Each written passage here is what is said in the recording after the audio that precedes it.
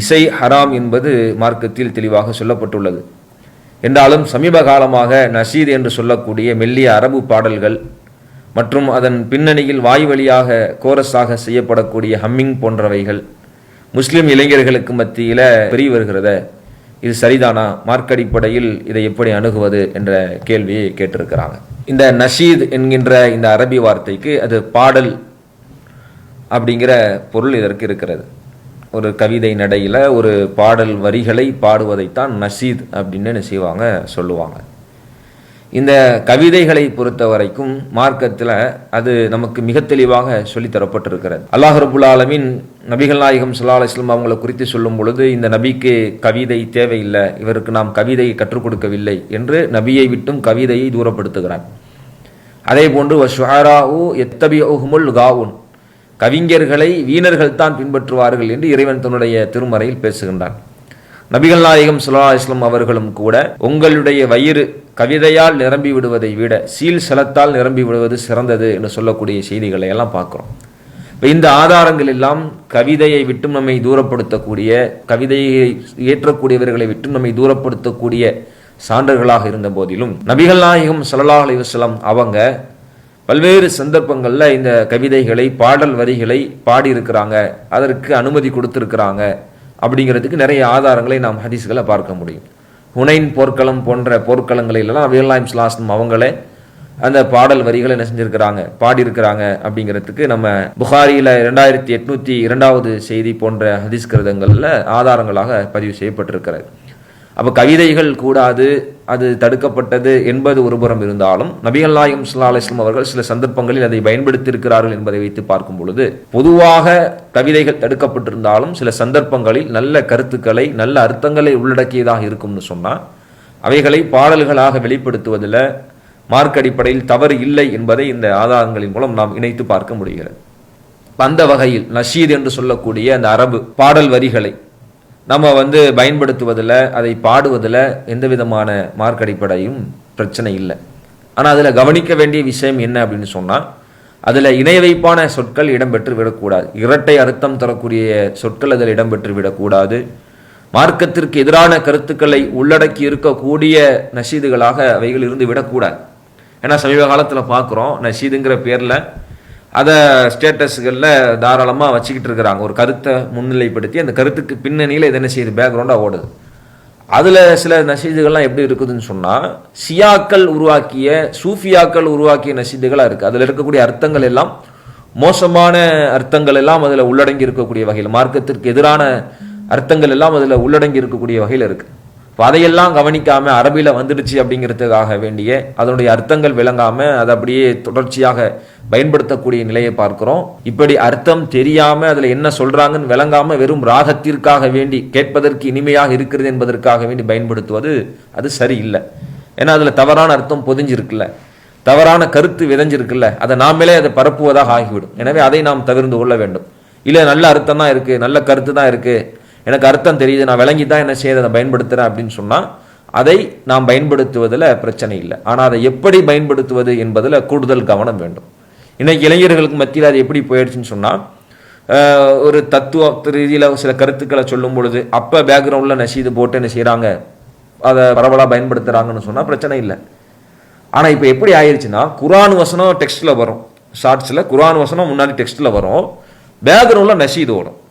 குர்ஆன் வசனத்தை முன்னிலைப்படுத்தும் பொழுது குர்ஆனுடைய அந்த வசனங்களே நம்ம அங்கே என்ன செய்யலாம், ஒளிபரப்பு செய்யலாம். அந்த ஓசை வடிவங்களை அதில் நம்ம சத்தம் வரும்படியாக ஏற்பாடுகளை செய்யலாம்.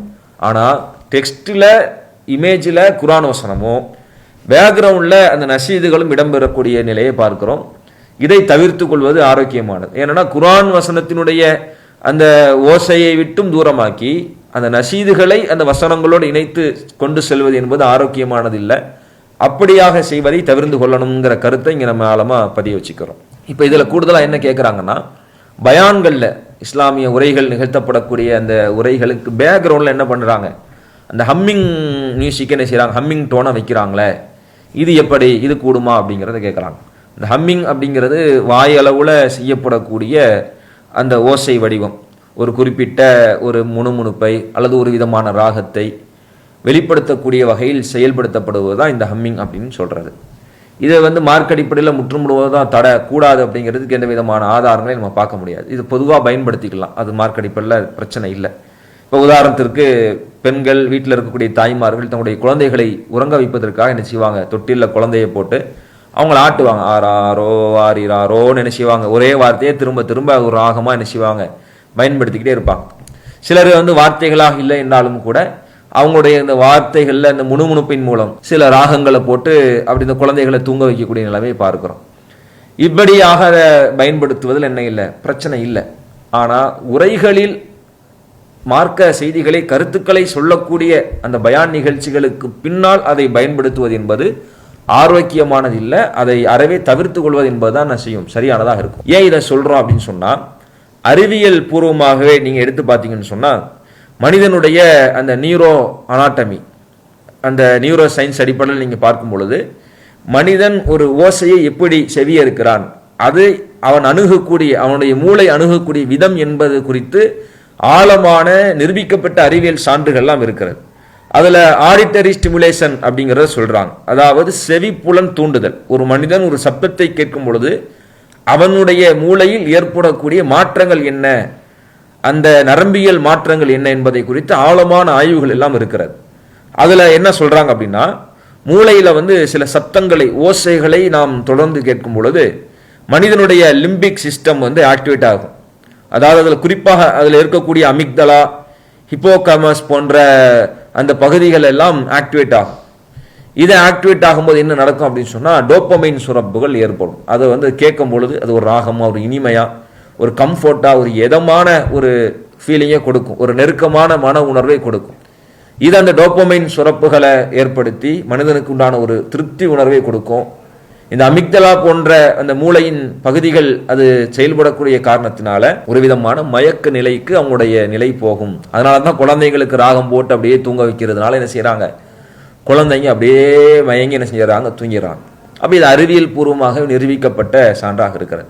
அப்போ உரைகளில் மார்க்க கருத்துக்களை செய்திகளை சொல்லக்கூடிய அந்த உரைகளை இதை நம்ம பயன்படுத்தும் பொழுது மூளையுடைய இந்த அனாட்டமி இயற்கையாக அல்லாஹ் வைத்திருக்கக்கூடிய இந்த மூளையினுடைய செயல்பாட்டின் காரணமாக அங்கே கருத்துக்களை உள்வாங்கி கருத்துக்களை ப்ராசஸ் பண்ணி அதிலிருந்து கருத்துக்களை உள்ளெடுக்கக்கூடிய மனிதனுடைய ப்ரீ ஃப்ரான்டல் கார்டெக்ஸ்ங்கிற பகுதி என்ன செஞ்சிடும், அந்த இடத்துல செயல்படுவதற்குண்டான வாய்ப்பை தளர்த்து விடக்கூடியது ஆகிடும்.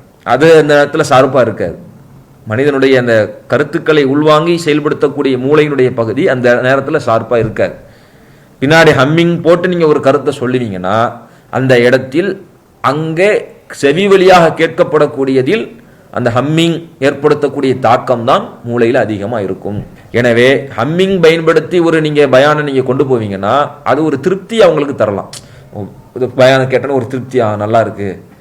அதாவது அந்த பயானை பேசக்கூடியவருக்கு பின்னாடி ஹம்மிங்க போடும் பொழுது இவர் பயான் சூப்பரா இருக்குங்கிற மாதிரி ஒரு உணர்வுகளை என்ன செய்யும், மக்கள் மனசுல நெருக்கமாக்குமே ஒழிய கருத்துக்களை ஆழமாக சென்று சேர்க்கக்கூடியதற்கு இது உதவுமா அப்படின்னு கேட்டா கண்டிப்பா உதவாது. மாற்றாக அதற்கு நேர்மாற்றமான எதிர்வினையத்தான் என்ன செய்யும், மாற்றும். சிந்தனைகளை விட்டும் தூரமாக்கி ஒரு மயக்க நிலைக்கு கொண்டு போகக்கூடிய நிலைக்கு தரும். அதனாலதான் அந்த சூஃபியாக்கள் என்ன செய்வாங்கன்னா அதிகமா பயான்கள் என்ன செய்வாங்க, அந்த பேக்ரவுண்ட்ல அந்த ஹம்மிங்கை பயன்படுத்துவாங்க. இன்னைக்கு தன்னை தௌஹீத் என்று சொல்லக்கூடிய அடையாளப்படுத்திக் கொள்ளக்கூடியவர்கள் ஷிர்கின் நம்பிக்கைகளில் சான்றுகளில் மூழ்கி இருப்பவர்களும் கூட என்ன செய்யறாங்க, தங்களுடைய பயான்களுக்கு பின்னாடி இது மாதிரி ஹம்மிங்களை பயன்படுத்துறாங்க.